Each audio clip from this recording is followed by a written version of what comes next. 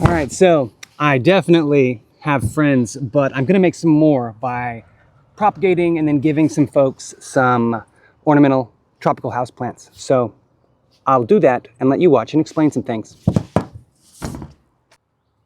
All right, take a look at this lovely lady. Really too stemmy, so this is what we're gonna be working on today. And we're gonna go right about yoink. All right, same goes for you. Pruning time, and I mean propagation. All right, so we're back now. Got my scissors, got these sweet little pots, got some more over here. It's okay in this case to use the pots that are a little more shallow because I'm not gonna want these guys to really root deeply like I would if I was growing something like a tree or rooting that. So that's okay if they have shallow, more fibrous roots. They'll pot up and transfer very well into bigger pots. All right, so here's my germplasm. Yeah, here's my vegetation, right? This guy, just trimmed him. This one, just trimmed her. Notice they've already got some like these little guys that are pretty common in tropical plants. These are also, sometimes these are adventitious roots, other times they're sort of stolons. They're sorts of other tissues and things that plants use to run and propagate themselves. So basically, I've got my potting soil down here, whoop, underneath my table. So I'm gonna be scooping the soil up. Fill these guys.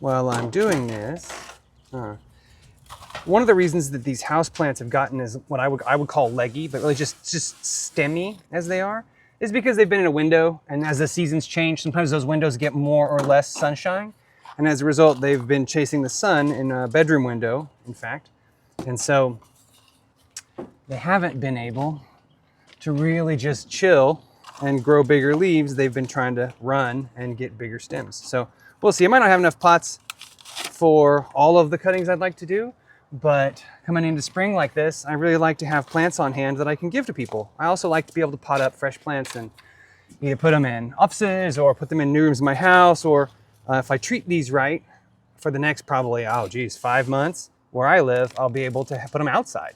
So that's another thing to keep in mind. I could put them on decks, patios, on a porch, etc. So, all right.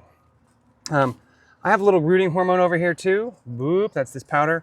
I may or may not, really with these, the chances are really good that I don't need it, but I'm gonna go ahead and show you how and use it anyway. So, clean my workspace off just a little bit, but not really important. Anyway, well, let's go. So, now the next question is, where do I make these cuts?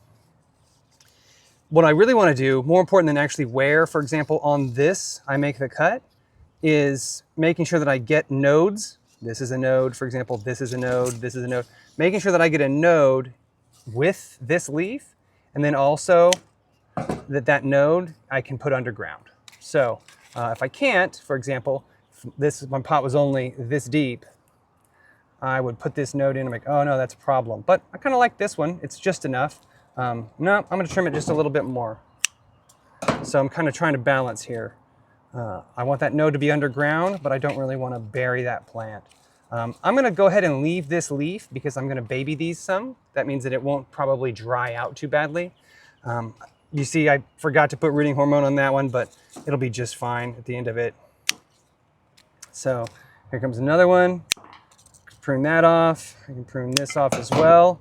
If you're doing the rooting hormone thing, this is water, just distilled water. Boop, we're gonna dip that there, and then I'm gonna rub around in this powder a little bit. Probably won't make that much of a difference with this because it's probably gonna root from here. But anyway, just so you see how it's done. In this case, same thing. This leaf will probably be okay. The reason I keep mentioning that is because sometimes you'll want to prune those leaves off.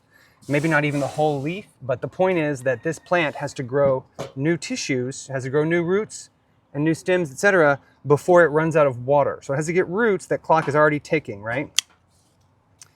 So probably go there. Again, I already pruned that bottom. Some more rooting hormone. Already got some soil in there.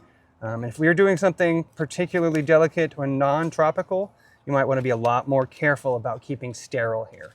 The reason why you can get away with these, with sort of having a, I don't know, rough and tumble, I don't know, a less clean or a little more chaotic workspace with these tropicals, is because they're adapted to live in an environment that is usually wet and hot. And so that just means that they can survive being wet and hot most of the time, which is optimal growing environment for a lot of fungus, right?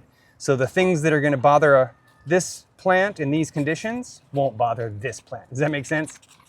The things that are going to bother plants in general in hot, moist conditions probably aren't going to bother this plant as much. This plant would be more challenged by very cold weather or very dry weather. In fact, that's what happened to the parent of this one.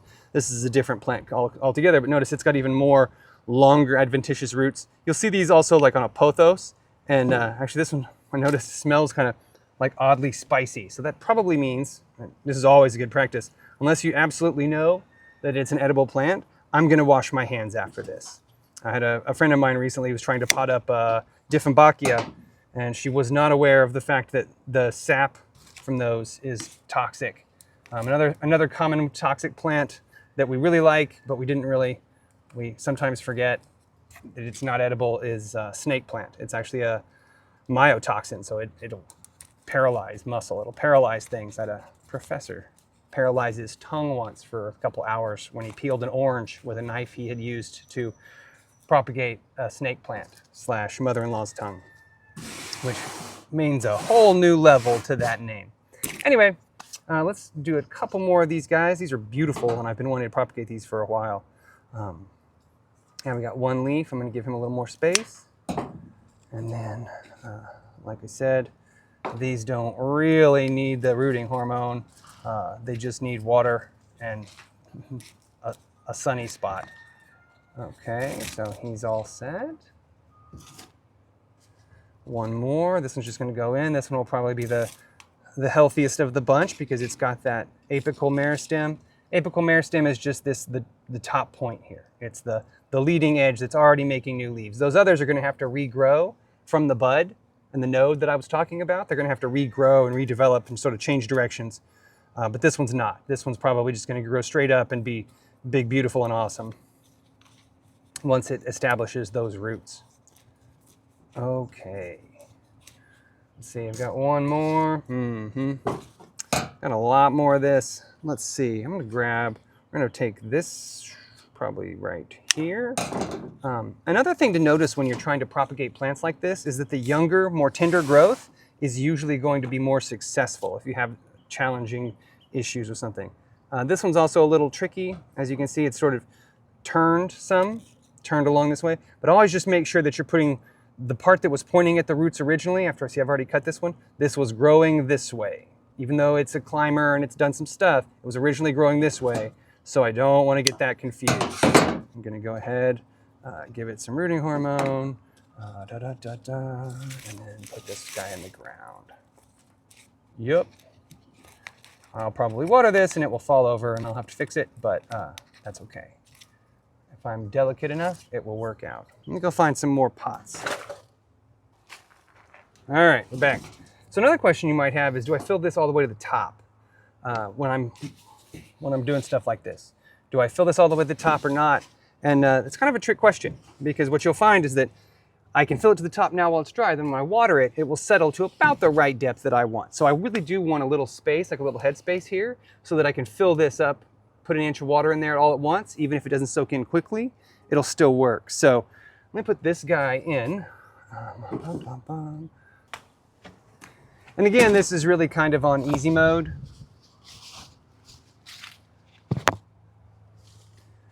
Again, this is kind of on easy mode in a lot of respects. Your tropicals, like your indoor houseplant tropicals, are a really great way to get going. But let's say I was let's say that I was trying to propagate, this is called vegetative propagation, by the way. It means we're propagating things with vegetation, if you've heard that before, if you want to know exactly what this is called. I would have cleaned these scissors between each plant if I were concerned with disease, or if I were, let's say, making much smaller cuttings.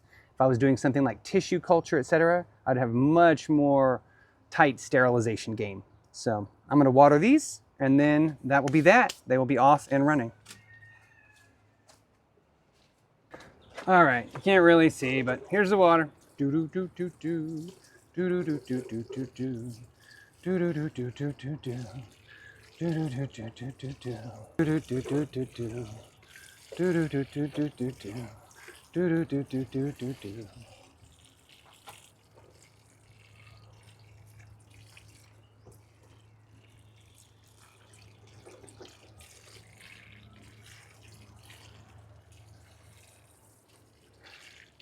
When I'm watering these, I'm also just trying to make sure that I don't happen to overflow it quickly enough that I'll spill that soil all the way all over the table, etc. If I do a little bit, that's fine. Really what I'm trying to get done here is that I want them to get enough water that there will run water down all the way through. So it's not a bad thing that it's going all the way through down to the table. Now the next question is, where am I going to put these? These were in a house before, so they were in, like I said, a bedroom window, I think. So I'm not going to put these straight out into full sun. I'm going to leave them here in some shade outside because the weather is very, very mild and very similar to the indoor temperatures today. But in the near term, for the next couple weeks while they root, I'm going to put them in a small greenhouse so I can keep them a little bit more humid. That's the biggest point. So I also don't want them to get direct sun. The greenhouse that I'm going to put them in is right behind me, and it has all kinds of, not just light limiting panels on the roof, but also the roof's just kind of dirty. So it's not getting full sun in there. If I put them in full sun after they've been inside, they would just get cooked immediately, and some would survive, probably a third, maybe half of them would survive, but it would burn off all the vegetation because it would sunburn, and then it would go south from there. They'd have to regrow everything. So on that note, I will put these up and then update some other day once they've bounced back. Cheers.